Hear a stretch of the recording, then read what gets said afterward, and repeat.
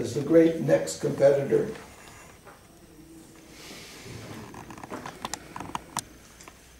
And protect oil, don't worry about global warming.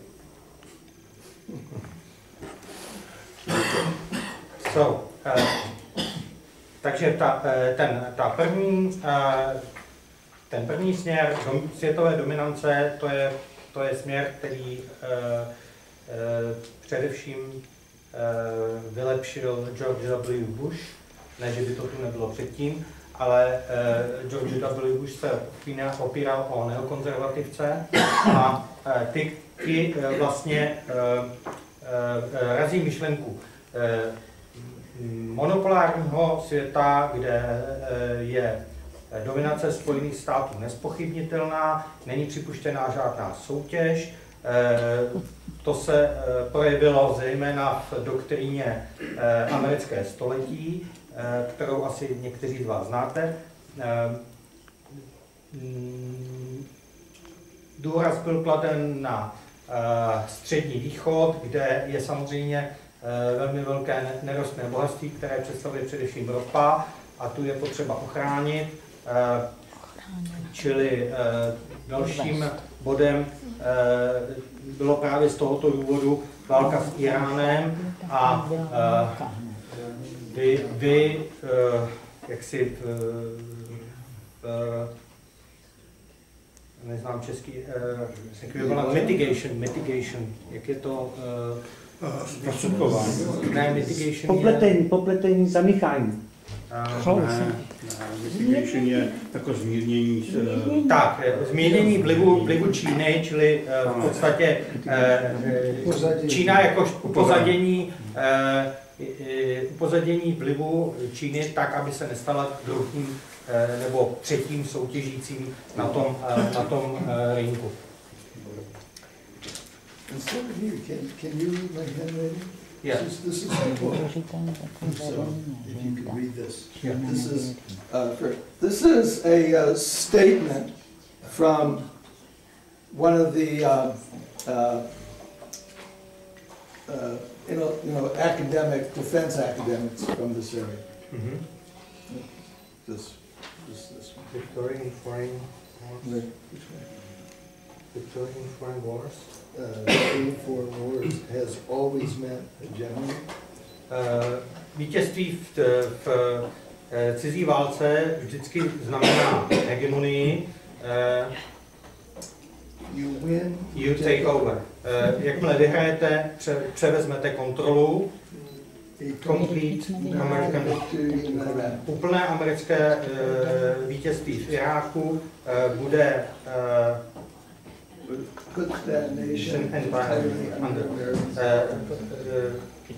tento národ podrobí zcela americké nadvládě a suverenitě.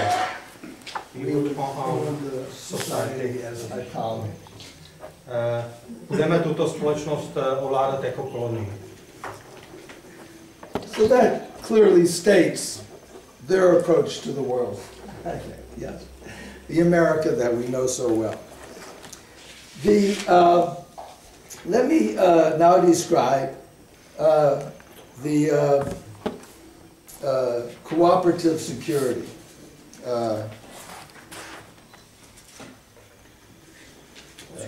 Yes. Teď se posuneme tedy k bodu 3, a to je tedy to spolupracující zabezpečení. And here we have a group who would see the world as multipolar, and we could perhaps describe them as American globalist, this wing of the American ruling class. Americká vládnoucí třída si představuje jako multipolární něco, co bude sama ovládat, kde bude ona tím hlavním hráčem v tom kooperativním zabezpečení. Economics and trade are the most important thing. Not military power, economic power is the key. Jak toho chceme dosáhnout? Především pomocí ekonomické síly, to znamená ovládnutí světových trhů. America leads, but with limitations. Amerika vede, nebo je vedoucím hráčem, ale s omezeními. China is a strategic partner. Čína je strategickým partnerem. Peace with Iran. Mír s Iránem. The ecological crisis is important and needs to be addressed. Ekologické otázky jsou velmi důležité a je potřeba se jim věnovat. The war in Iraq was a horrible mistake.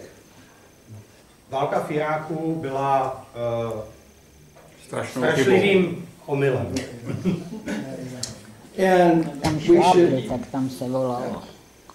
have limited engagement in Libya, in Syria, and the Ukraine.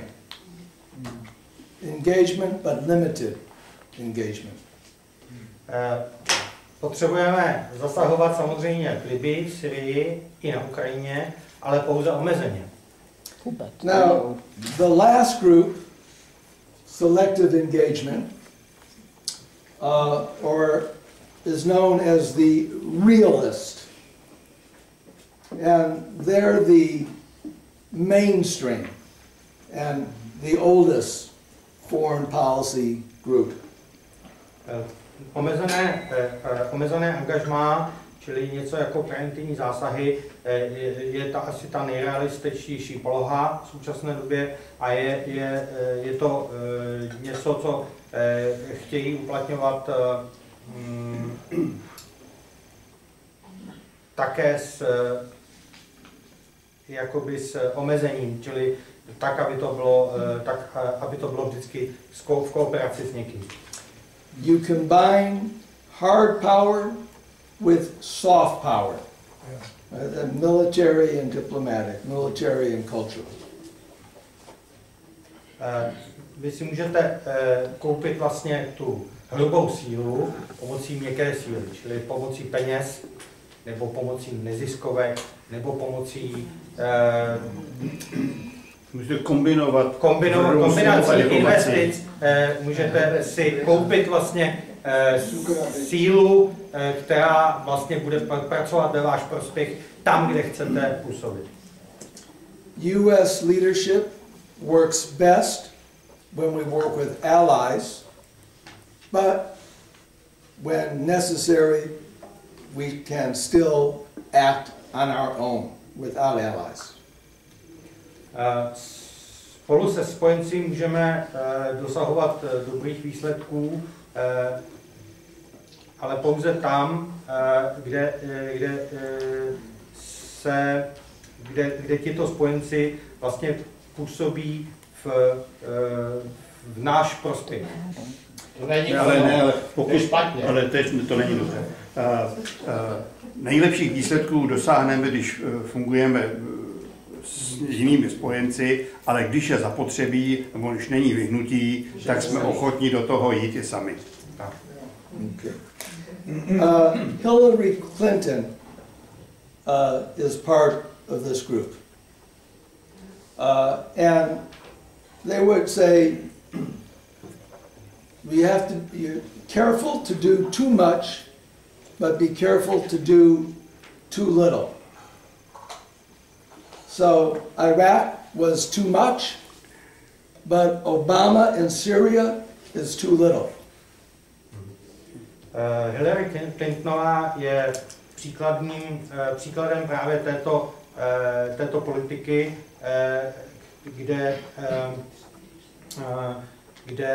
nebo této skupiny politiků, kde vznikl názor, tedy nedělejme příliš, nebo neberme si příliš velké sousto, ale neberme si ani příliš malá sousta. A to velké sousto představuje podle ní Irák a to malé sousto podle ní představuje Sýrie. Sýrie za Obamy. Sýrie za Obamy. So let me make a few closing remarks. Since the end of World War II, the U.S. has been the dominant superpower. But how strong have they really are? In the Korean War, it was a draw, right, a balance. They did not win in Korea.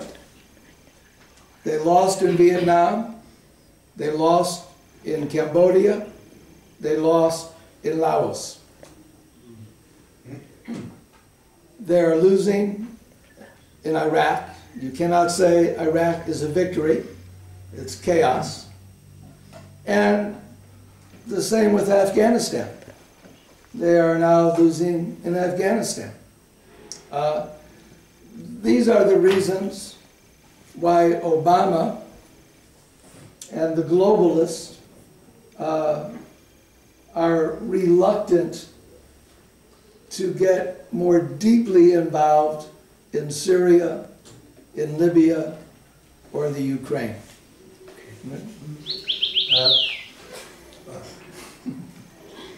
Od druhé světové války se Spojené státy staly dominantní supervelmocí.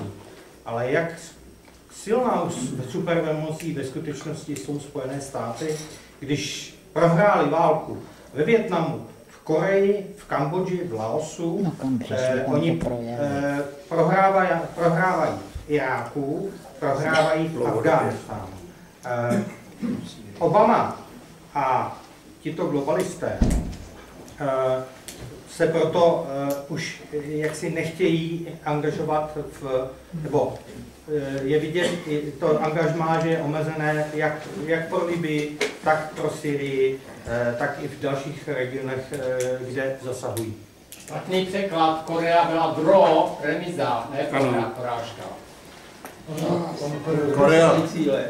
Korea byla remíza, Vietnam jsme prohráli, Laos jsme prohráli, Kambodžu jsme prohráli a v Iráku nevítězíme, v Libii je chaos.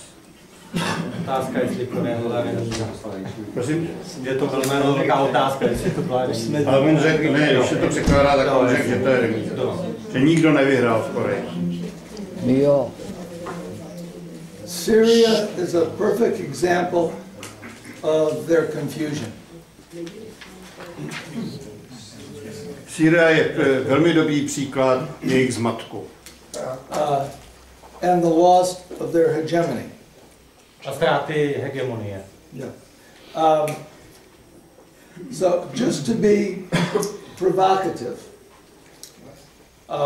let me also make these two comments. ISIS is not the National Liberation Front of Vietnam. Budu trochu provokativní. S ohledem na ISIS to není žádná osvoboditelská armáda. Není srovnatelná s vietnamskou osvoboditelskou armádou. They are a thoroughly reactionary force.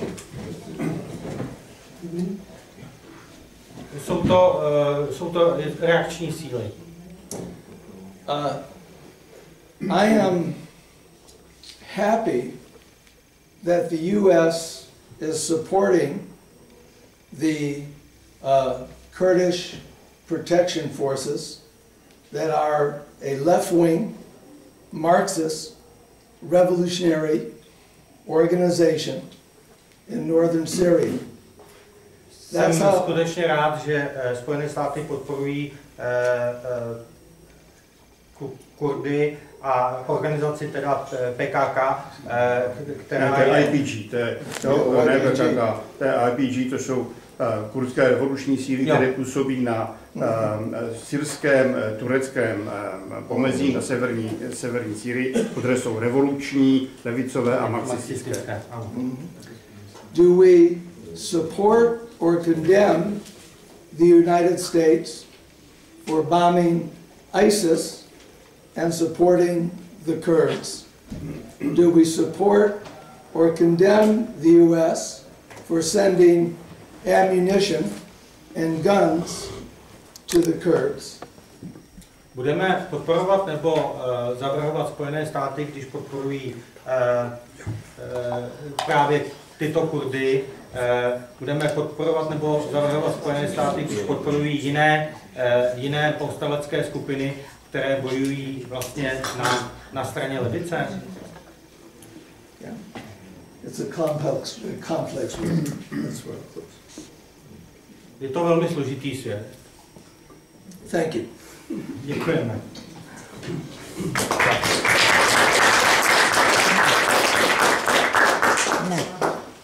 Tak, teď máte prostor pro vlastní otázky, takže začneme na téhle straně. Víte, prosím.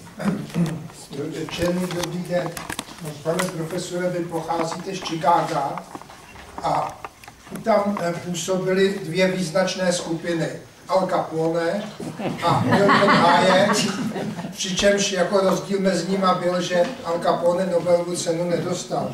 Můžete nám trošičku objasnit, jaké je americké akademické prostředí, jestli je skutečně pravicové, anebo jestli je přece jenom tolerantnější, jako bylo po válce, kdy na výzkumu atomové pumy mohli působit i lidé, kteří byli spjati s komunistickou stranou. No, dobře. I'll try to translate. Professor, you come from Chicago. Chicago is well known for two personalities. One is Al Capone, the other one Milton Friedman. The difference between the two is that Al Capone did not receive the Nobel Prize. My question is whether you could evaluate whether the current US policy is more tolerant or more reactionary, more right, more conservative. A ta poslední věta byla? Že za McCarthyho času mohli v atomovém výzkumu působit lidé, kteří byli zpěti s komunistickou stranou. That means in comparison with the past, and the illustration is that even during McCarthy era, Communist Party members were able to take part in the research into nuclear weapons.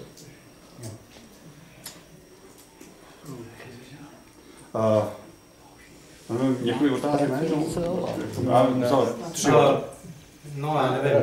Radši po jednej. Okay, so then we'll take one by one. Okay.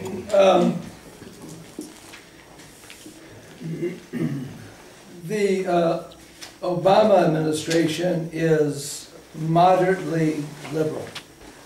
Administrativa prezidenta Obamy je umírněně liberální. Certainly better than the McCarthy period. Každopádně ve srovnání s érou McCarthyho. My uncle was on the FBI 10 most wanted list and underground for 4 years during the McCarthy period. So this is bad.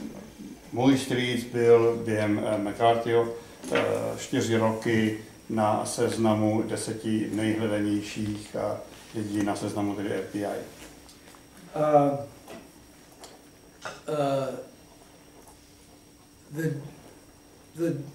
But neoliberalism and attacks on democracy are still very strong in the United States. Today.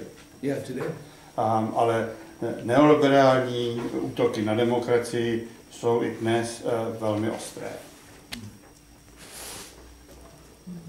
Já myslím, že to stačí.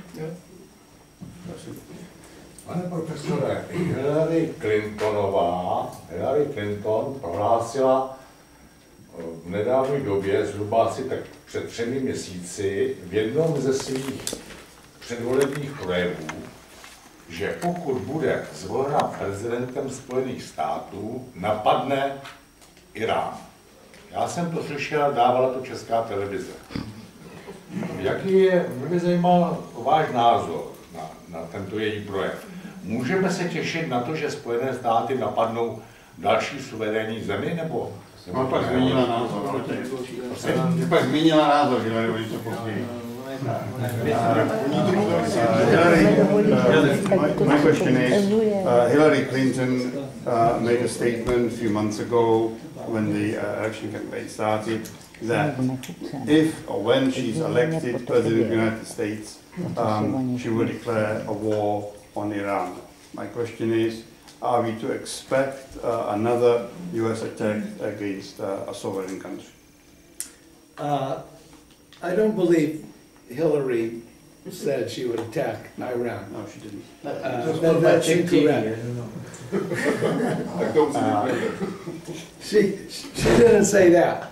But Hillary has a more aggressive foreign policy than Obama. Hillary will not get rid of the treaty that has been accomplished between Obama and Iran. The Republicans might, but Hillary will not. But if Hillary is elected, she will become more involved in Syria militarily. Nevěřím, že to takhle Hillary Clintonová řekla, tom bych ho teda podpořil, on to řekl trošku jinak. On pokračuje v tom, že ale je třeba si uvědomit, že Hillary Clintonová má daleko agresivnější politiku, než má současný prezident Obama, a pokud se stane prezidentkou Spojených států, tak ona nezruší tu dohodu mezi Spojenými státy a Iránem. Je možné, že pokud zvítězí ve volbách republikáni, tak ty by se to pokusili zrušit. Hillary Clintonová to zcela jistě nezruší, mimochodem to už sama ujistila. Ale pokud bude prezidentkou, můžeme očekávat daleko agresivnější postoj, například v Syrii. Další otázka, jsem tam vzadu. Já bych se vrátil k těm Kurdům. Byla tady nedávno jedna kurdská bojovnice, přednáška, velitelka, ano. A stěžovala si, že Kurdové dostávají jenom lehké zbraně. Je to zřejmě proto, že Spojené státy si nechtějí rozházet Turecko, které neustále podniká výpady letecké, armáda a nechce dát Kurdům zbraně, aby se mohli bránit. Myslíte, že přece jenom Spojené státy dodají někdy Kurdům těžké zbraně? A nebo jak budou Spojené státy reagovat, jestli Kurdům ty těžké zbraně dodají Rusové? The question is now about the Kurds. A few months ago, was a commander of the women's battalion of YPG. She was here, and she complained, or she stated that the Kurds are receiving only very light weapons. Incidentally, from the Czech Republic, they received only some ammunition, and even that was sent to Barzani. And so the question is whether this is because of the US relationship with Turkey, so that you don't want to antagonize Turkey, and can you envisage that in the future United States could supply the Kurds with more modern weaponry? And last question, how would the United States respond if such weaponry is supplied by the Russians? Yes, I think the small amount of actual weapons is because of the concern for Turkey. And obviously that is a very complex situation. Ano, souhlasím, že skutečnost, že Spojené státy dodávají Kurdům pouze malé množství lehkých zbraní, je odůvodněno vztahem s Tureckem, což je velmi komplikovaná situace. Many people feel that the Turkish government has been behind the scenes working with ISIS. Mnoho lidí se domnívá, že současná turecká vláda v zákulisí spolupracuje s Islámským státem. And we have yet to see what the investigations of the bombings and the killings of the mass demonstrations in Turkey, who is responsible. For the killings. Yeah. Ještě si musíme počkat, jak dopadne vyšetřování situace v Turecku, kde během těch velkých demonstrací docházelo k řadě zabitím, úmrtím. There is a possibility of greater support from the U.S. to the Kurds, but I think that is a very hotly debated subject among the elite. Je samozřejmě možné, že dojde k zvýšení americké podpory pro Kurdy, ale musím konstatovat, že to je velmi kontroverzní, ožehavé téma v rámci současné americké elity. Russia supporting the Kurds. Man. Is there a possibility of war between Turkey and Russia in Syria? I think that is a possibility. Pokud jde o poslední otázku, reakce, že by Ruská federace dodala těžké zbraně Kurdům, nereagoval, to by bylo zajímavé, a vedlo by to k otázce, zda je možná válka mezi Ruskem a Tureckem na území Sýrie. To on nevylučuje. Další otázku, prosím. I will put my question in English. Já se zeptám anglicky a vám to přeložím. I have heard in spring this year from very intelligent Americans about the system of United States political system, that this is a fascist system since 1913, where ruling American Jewish criminal financial oligarchy, that means about 25-30 families, through two fractions, Republicans and Democrats. I asked, how is it possible? And they said, have you heard about any member of the American Congress who is not a member of these two parties? I said, I don't know any. So I have a question. Is it right? Because now the political system was threatened in the early 50s. So there came McCarthyism in the United States. Then it was again established.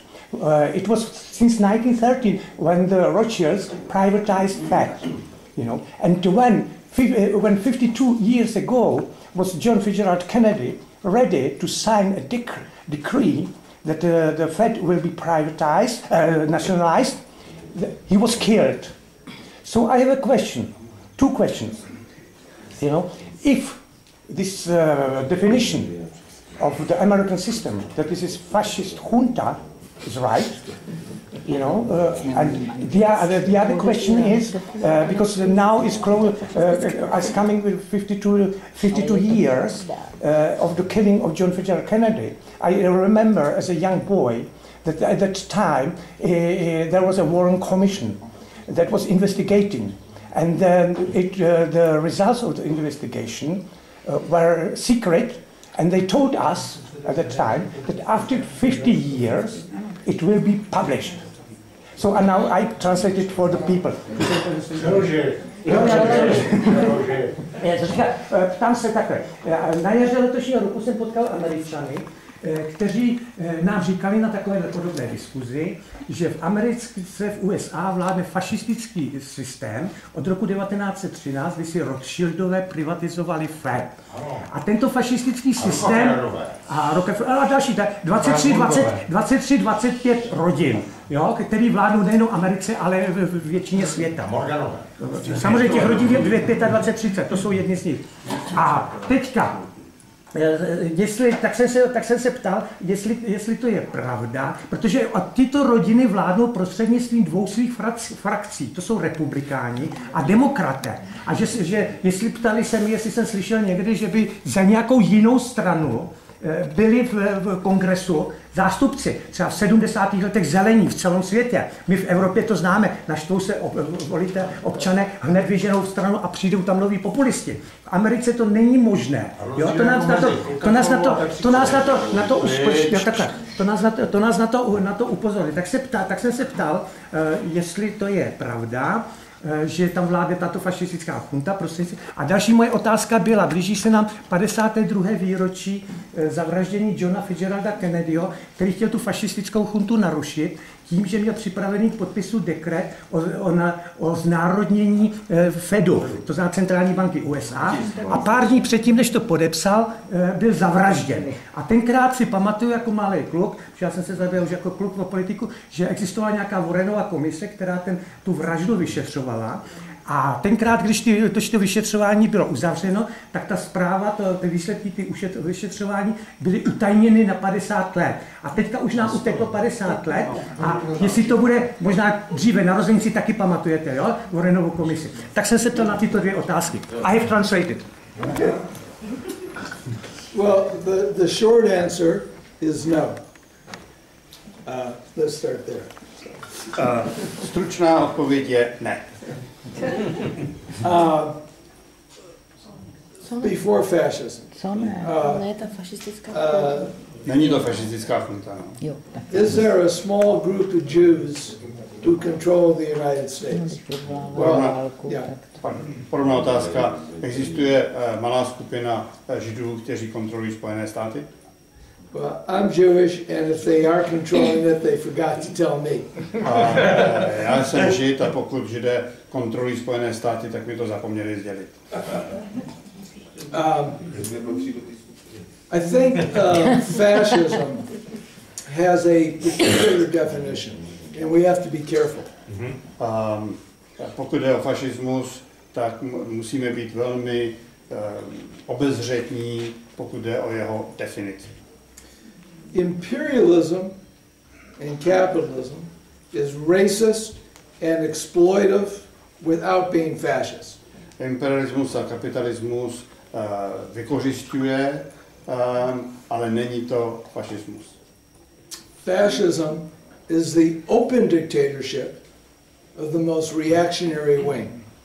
Fašismus je otevřená diktatura toho nejreakčnějšího křídla. In the United States today, the Communist Party is very small but legal.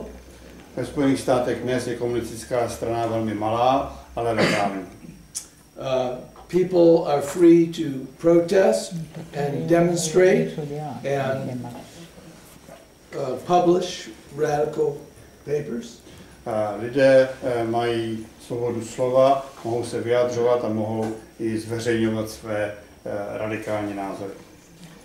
So as long as we have basic democratic rights, I believe you can't call a country fascist. Takže pokud máme aspoň tyto fundamentální základní práva, nemůžete takovou zemi nazývat fašistickou. If it was fascism, they would have taken my passport and I never would have been able to come to Prague. Pokud by to byla fašistická země, tak by mě už dávno vzali pas a nemohl bych přijet do vaší země. And what was McCarthyism? McCarthyism came close to fascism, but officially policy. The Communist Party still functioned, and there was still the way McCarthyism was defeated was in many ways the use of the American Constitution eventually. Freedom of speech, freedom of thought. McCarthyism je něco, co se blížilo definici fašismu, ale stejně to nebylo fašistické. Za existence té periody McCarthyské v 50. letech komunistická strana byla diskriminována, ale zůstala legální, mohla fungovat. A je důležité si uvědomit, že McCarthyismus byl nakonec poražen instrumenty zakotvenými v americké ústavě, včetně svobody slova, organizace, shromažďování a tak dále. I say this even though my family suffered under McCarthyism. Říkám to přesto, že moje rodina trpěla, byla diskriminována za McCarthyho. Also, during the Nixon administration, remember the violence against the Black Panther Party, the assassination of black leaders and other radicals, still was not fascism. Taky připomínám, že i za vlády Richarda Nixona, kdy byli zavražděni představitelé černošského hnutí a černých panterů, ani tehdy nebylo možné takovou vládu nazvat fašistickou. We were always able to speak and to organize. Byli jsme schopni i v té době veřejně hovořit a organizovat se. Under difficult conditions, yes. Byly to velmi složité podmínky, ale byly možné. Bylo to možné. But a fascist dictatorship, no concentration camps. Ale nebyla tam fašistická diktatura, byly tam koncentrační tábory. Kennedy. Question about the Warren Commission. Not 50 years, I think 2030 they'll release the Warren report. Yeah. But who killed Kennedy? We don't know. To má pravdu, Warrenova komise, a já jsem taky z těch dříve narozených, to jste se mýlil, tam ta hranice nebyla 50 let, ale 30. A po těch 30 letech skutečně s tím materiál, který vyšel, existuje to v knižní podobě, lze to koupit i dnes ve Spojených státech, ale na otázku, kdo zabil JFK, stále je nutné odpovídat, překládám, nutné odpovídat, nevíme. Some evidence. 50, taky si to paní pamatuju. 50 years was prohibited to publish it. I remember like today. Okay.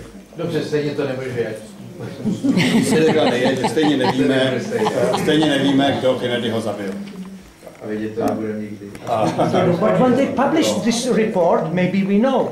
Because Rothschild is still living, he's 100 years. I think hence were Rothschilds, because he was nationalized fact. And Rothschild was this year 100 years. Abych to chtěl doplnit jenom, jo. Prosím.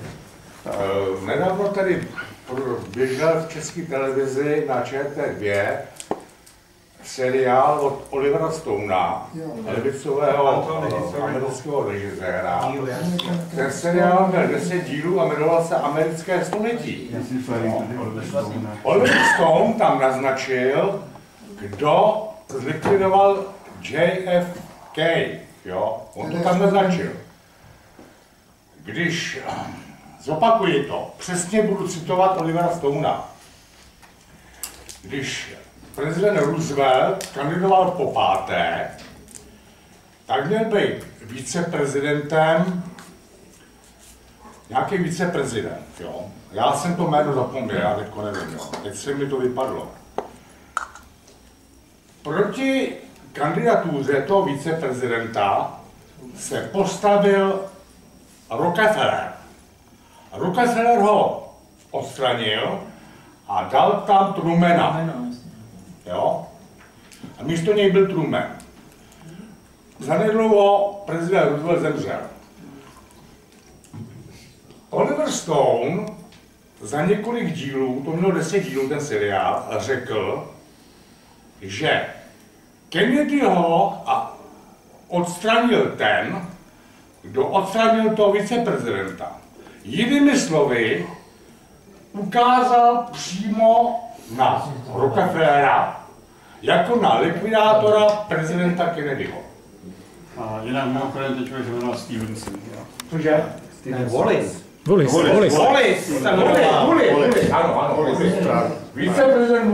He's referring to the Oliver Stone series and says in the 10 series there was a suggestion, indication by Oliver Stone as to who killed JFK, and he was referring to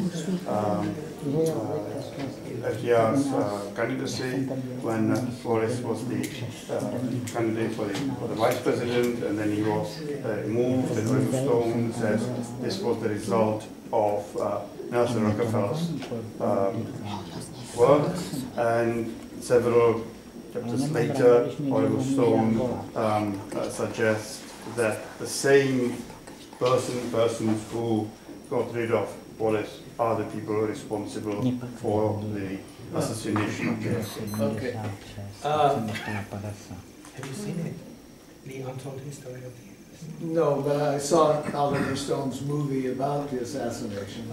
We saw he made that movie. I don't think it's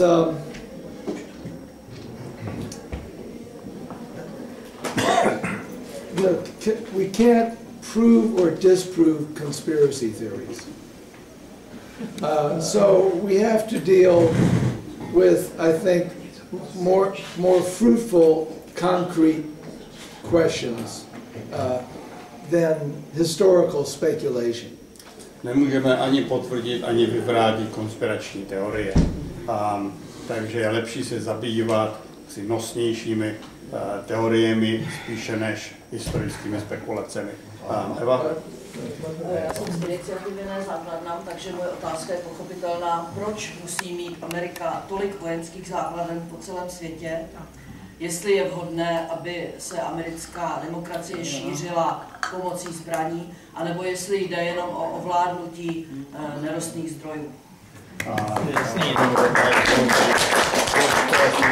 Of the initiative no to weapons, no bases, which was very active here when George W. Bush proposed to have the radar station. And therefore her question is, why does the United States have so many bases around the world? Is that necessary to promote democracy, or is it necessary to control the natural resources? Yeah, natural resources, oil, etc. Well, I think they maintain all those bases for a number of different reasons. One is as an imperialist superpower. Of course, they want to show their military strength and threaten people throughout the world. Domnívám se, že odpověď na vaši otázku je, že je několik. Jedna je, že jako imperialistická velmoc musí Spojené státy ukázat celému světu svou sílu, svou moc. There is also the logic inside the military-industrial complex of profits. A je tu také logika uvnitř toho vojensko-průmyslového komplexu, a to jsou zisky. It's a very large part of the American economy. Je to velmi rozsáhlá, důležitá část americké hospodářské, americké ekonomie. So there's both those reasons. Takže jsou tady dva důvody pro to množství těch základen. Tady. Tak pardon. Toho bylo už řečeno, sledujeme to všichni, kdo má jenom trochu zájem, tak ví, o co kdy a šlo. Spojeným státům nelze věřit, vzpomeňte si na všechny uzavřené smlouvy a podobně, které nedodržely viz třeba jednání Německa, nesmějí být vyzbrojovaný, nesmějí bojovat v cizích zemích a já nevím co všechno. Na všechno kašlo a všechno se to děje. Mě by zajímalo, jak veliká zástěrka jsou Kurdové a co znamená to, že se vytáhne tolik muslimů a kdo to organizuje, protože tohle není organizace jejich. To je zorganizovaný z hodně vysoka. A proč musí americké tanky obsazovat naše východní státy, viz Polsko, Bulharsko, Ukrajina a podobně? A když se dovolí Maďaři nebo Slováci takovýhle malý stát proti ním bránit, tak to se řve na celý kolo a dopadne to jako se Srbskem, které, když se bránilo, chtělo bránit svou vlastní zem, že jo, tak se humanitárně rozbombardovali a bylo to. A co udělají dneska? Tolik znásilněných žen, tolik povražděných muslimů, oni to byli Srbové, aby se mohli prodat jejich orgány, oni to byli, dneska se ženský vracejí z hor zpátky neznásilněný, možná, že to holky litujou. A tak mě řekněte, co tímhle Spojené státy sledují. Mě zajímá budoucnost. A vo všechno jde, že je to kolem Ruska. Co s ním chtějí, aby se jim položili k nohám? Co si vůbec ty Spojené státy myslí, že můžou ovládat všechny? To musíme přeložit.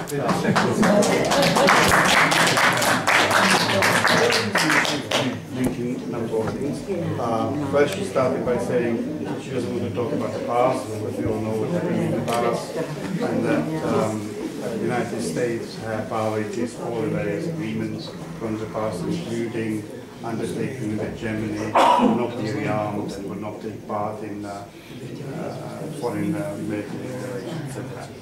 She's more interested in integration today, and then she combined several things. One, to what extent is the support for Kurdish just an excuse, to what extent it is serious, and secondly, given the current influx of Muslim refugees coming to Europe, she believes it is organized, and the question is who is organized by, and what is the reason for it, and linked to that, why is the United States sending its tanks to our eastern neighbors? And she mentioned Poland, Ukraine, Baltic countries, and so on. And